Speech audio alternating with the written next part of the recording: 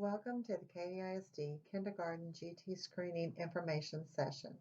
This presentation is designed to inform parents of the Kindergarten Gifted and Talented program offered in Katy, as well as provide parents information on how their child can screen for the programs offered at each elementary campus. Director of the Gifted and Talented program is Joan Otten. Our session goals are to provide information on how students are serviced in the program, as well as assist parents in deciding whether screening for GT is appropriate. We'll also cover the steps involved in the screening process. The state of Texas defines a gifted and talented student as one who performs at or shows the potential for performing at a remarkably high level of accomplishment when compared to others of the same age, experience, and/or environment. The definition helps to explain what we mean when we refer to a student as being gifted. In Katy ISD, we service our students through a program designed for students who excel in a specific academic field. Gifted students exhibit many unique characteristics, such as already knowing the answers, initiating projects, manipulating information, and being highly self-critical.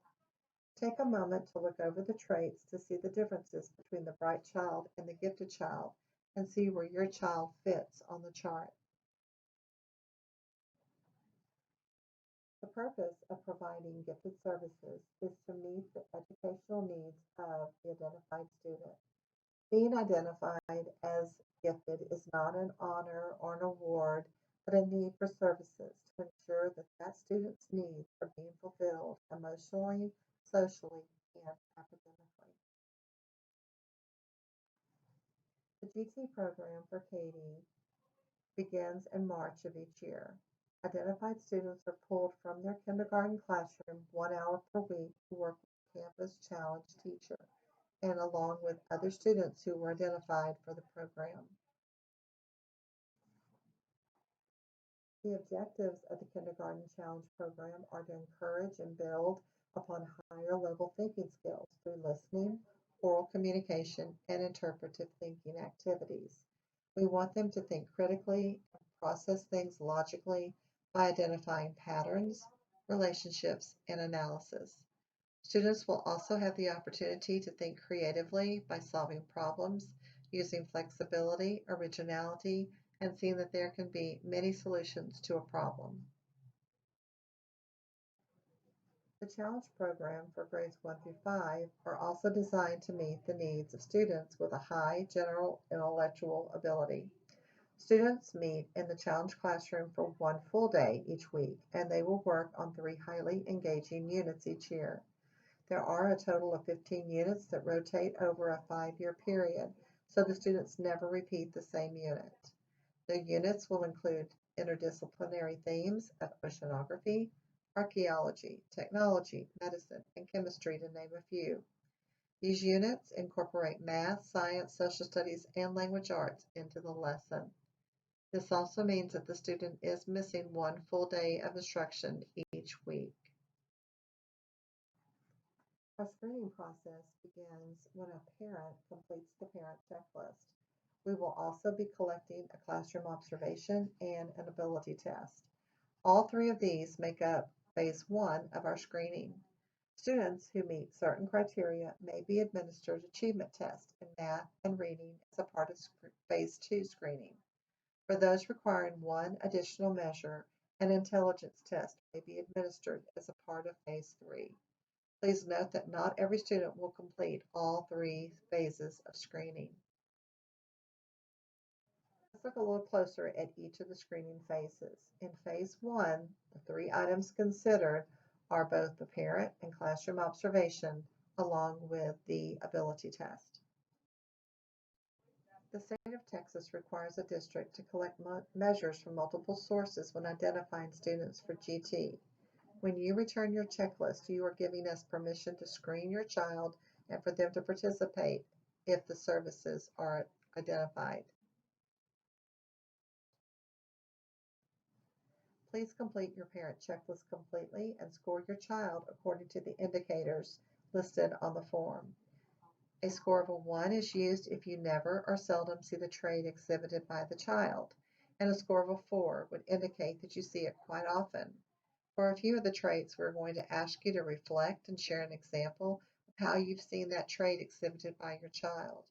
On the slide, you'll see that the parent scored their child as a 3 for showing active interest and then listed a short example underneath. The classroom teacher is also required to share traits that they have observed in the educational setting. Just as you, as a parent, rate your child on what you have seen, so will the teacher through the classroom. The traits are not necessarily tied to classwork, math, or reading skills, and grades are often not indicative of giftedness. The ability test will measure the capability of the student and their potential. It is scored according to their age. Reading and math are not necessary skills, as this is a nonverbal exam. All screening will be conducted on the campus or at a district facility during the school day. The campus, the test proctor, or the district office will arrange for a testing schedule to be shared with parents prior to testing. Parents typically receive a window of about 2 weeks in which testing will be done. Students who will be tested at a district facility will be given a specific date and time. Students who at the end of Phase 1 have 2 or more positive indicators will move forward to Phase 2 testing. Students who have not received the required number of positive indicators will end their screening for this year. Parents will receive a notification in the mail if the screening has now been concluded. Students are encouraged to screen again the following year. Parents who do not receive a notification will have their students continue on to Phase 2. Phase 2 will include the math and reading achievement test. Achievement tests are nationally normed and do not necessarily match the curriculum of the state of Texas or KDISD. They will measure what a student knows in comparison to other kindergarten students. Achievement testing also measures the listening, reasoning, and problem-solving ability of the student. Early readers and those who can calculate math may not necessarily score high on an achievement test. Comprehension, attention to detail, reasoning, and math concepts are also being assessed. Some of the students will end their screening at Phase 2 due to either the fact that they do not have enough positive indicators to continue or that they now have the 5 positive indicators needed for placement.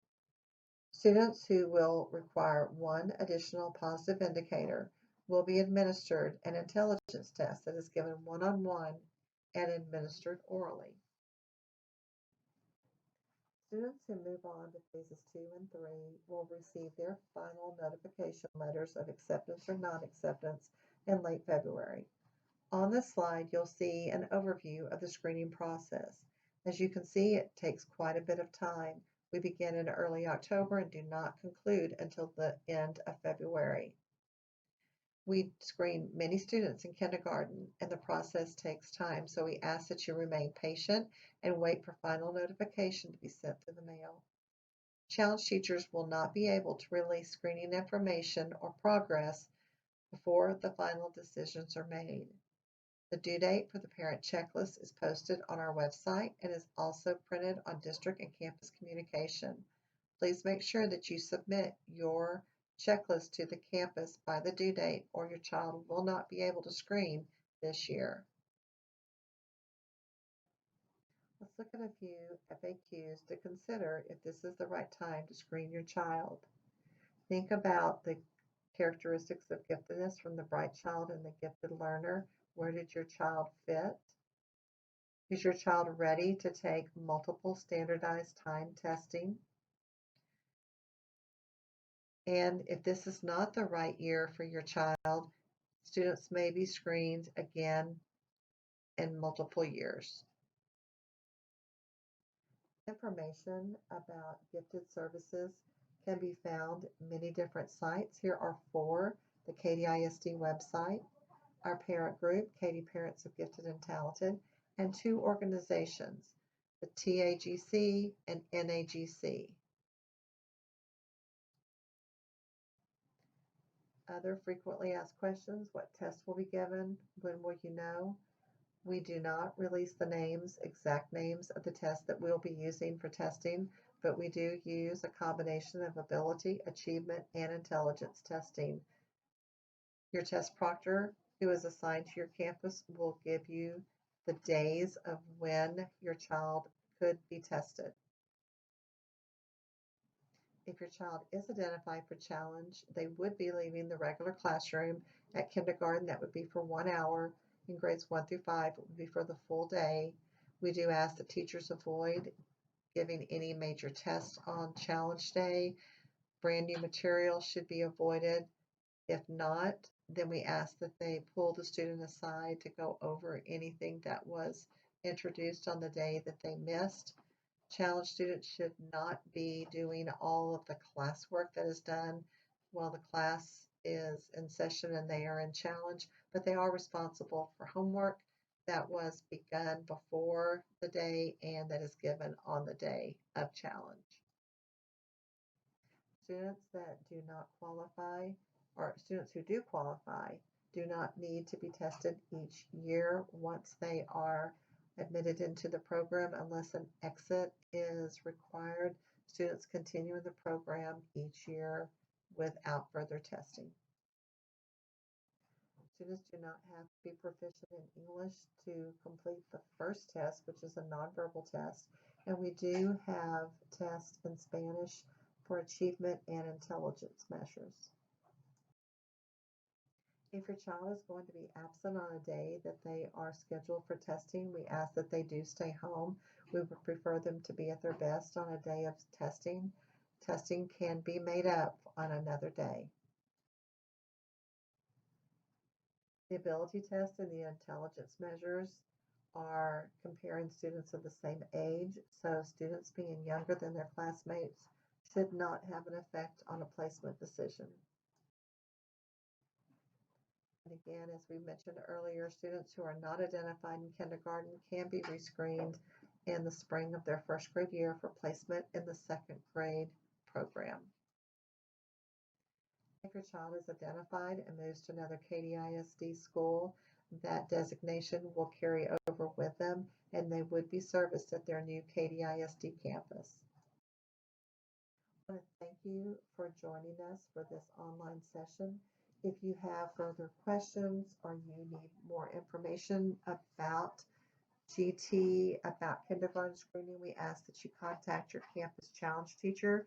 You can find their name and email at our website at katysd.org under GT Advanced Academics. Thank you.